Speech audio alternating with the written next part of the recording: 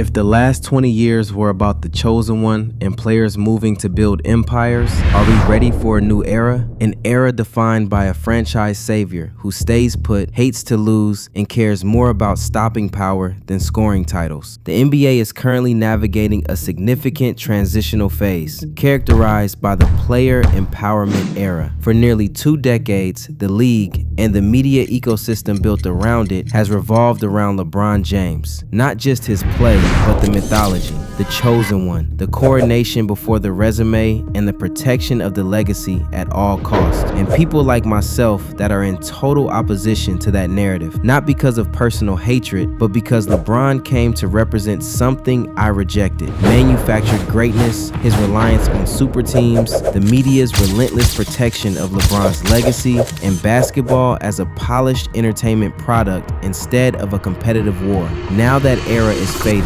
The problem is obvious. When LeBron exits the league, the damage he has done can cause the NBA to collapse. But a rare opportunity presents itself, finding a new face who doesn't just replace LeBron in the spotlight, but challenges everything he represented. Someone who embodies toughness, defense, accountability, and that old school killer instinct people associate with Jordan and Kobe. That's where Cooper Flagg enters the picture. This isn't about randomly choosing. This is about clearly defining what the anti-LeBron stance has always been, and why Flagg fits it almost too perfectly. At its core, the criticism of LeBron was never about talent. It was about his decisions, his lack of loyalty, and how he destroyed a game I loved. LeBron's story began with a tattoo and a magazine cover. At 16, he was crowned by the media and carried forward by the league. For me, that always felt backwards. Greatness granted instead of taken. This represents entitlement, a crown given before a game was won. The media decided LeBron would be great, and the league ensured it happened. Flagg's story couldn't be more different. From Newport, Maine to the NBA,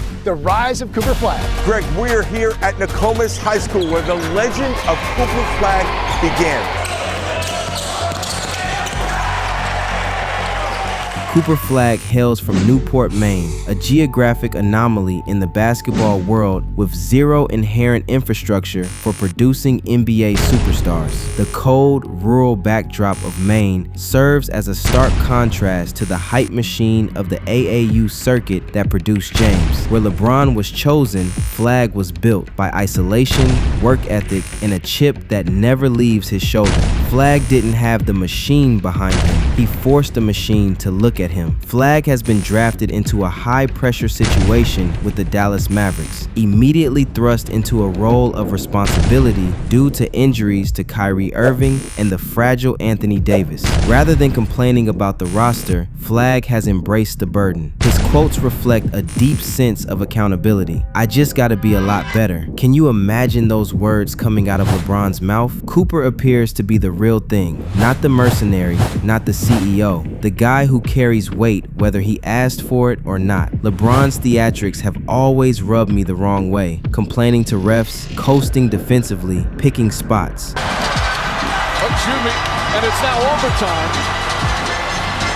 LeBron James so upset. Regulation is up. Seriously? Why are you on your knees? Conduct yourself like a man instead of a toddler.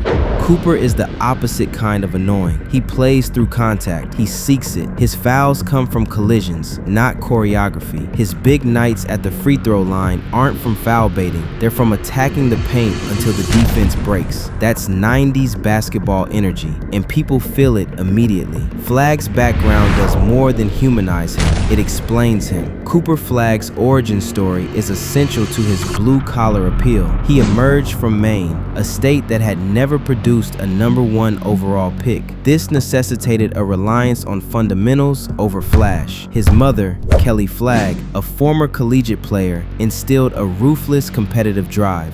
Cooper and I used to have some battles in the driveway, and he has never beat me. Ace Flagg will tell you how competitive shit got growing up. Stories from his childhood paint a picture of someone who doesn't lose gracefully. We couldn't play a game in our driveway without someone bleeding.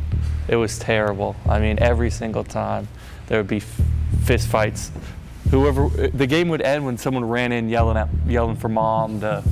because someone punted the ball across the street or hit each other, but it was always fun. Cooper Flagg internalizes defeat. He needs to win in a way that feels uncomfortably familiar to fans of Jordan, Kobe, and Bird, which are my top 3 of all time, in that order. That edge matters, especially when contrasted with the modern NBA hyper-friendly, business-first persona. Flagg might have an old-school mentality where the opponent is the enemy, not a business partner. Often, white prospects are labeled deceptive, high IQ, or fundamentally sound, but lacking in elite athleticism. Flagg shatters this mold. He is arguably a top 5 athlete in his draft class, possessing a 7'1" wingspan and elite vertical explosiveness. He combines the Larry Bird skill set, passing, shooting, IQ, with the athletic profile of a modern wing like Jason Tatum or a young LeBron. This makes him dangerous, someone who shouldn't exist based on historical archetypes. Every generational argument needs a moment where theory turns into fact. For Flagg, that moment came December 15th,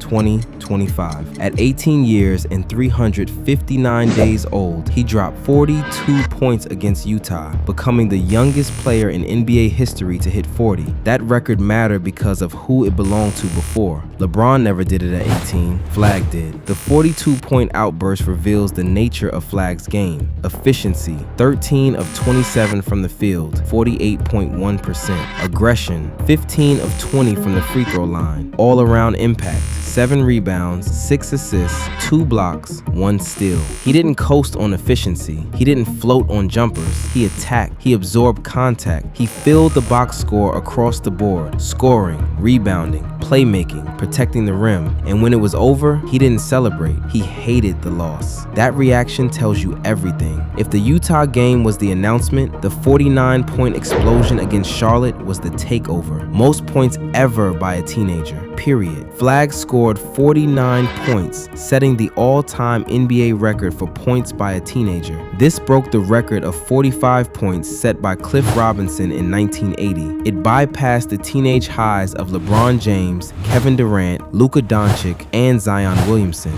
Flagg scored 23 points in the second quarter alone. This displays an explosive scoring volatility, the ability to get hot and single-handedly alter the geometry of a game that is a hallmark of true superstars. He was 20 for 29 from the field, adding 10 rebounds. This game was against his former Duke roommate, Con Kneppel, who was also a top rookie. Kneppel, the specialist. Elite shooter, 42.9% from 3. High IQ but lower athletic ceiling. Flagg, the total package. Athletic freak, defensive monster, volume scorer, do-it-all weapon. While Flagg was dominating the paint, Kneppel was putting on a shooting clinic. He dropped a career-high 34 points, going an absurd 8 for 12 from downtown. Every time Dallas made a run, Con had an answer. With the score tied 121 to 121 and seconds remaining, Flagg looks for the kickout, and who is there? Kneppel. He reads the pass, gets the deflection with 4.1 seconds left. Flagg commits a turnover. He then fouled his former teammate, Con Kneppel, who hit the game-winning free throws. Flagg missed a buzzer beater to tie. This failure is not a weakness. It is a crucible. Unlike the critique of LeBron passing up the final shot, Flagg took the responsibility, made a mistake, and tried to fix it. It humanizes him. It makes his story one of overcoming adversity rather than easy dominance. It proves he is still a rookie, which makes the 49 points even terrifying. He is this good while still making mistakes. This is the first time in NBA history 2 rookies from the same college dropped 30 plus in the same game. As of now, the race is tight. Flagg leads in counting stats, points, rebounds, blocks, while Kneppel leads in efficiency and team wins. Kneppel is a nice story, but Flagg is the force of nature. The fact that this historic performance came in a loss is vital. Flagg did not enjoy the accomplishment. This reaction is crucial. He wasn't celebrating the stats, he was mourning the result. This aligns with the winner mentality the NBA needs in comparison to the stat padding nature of LeBron. It wasn't clean, it wasn't perfect. It ended in a mistake, a turnover, a missed shot, and a loss. And that's exactly why it works. He didn't pass the moment away. He didn't hide from it. He owned it and failed in public. That's not weakness, that's a foundation. Great players aren't defined by avoiding those moments. They're defined by how much they want them back. To seriously argue that Cooper Flagg is the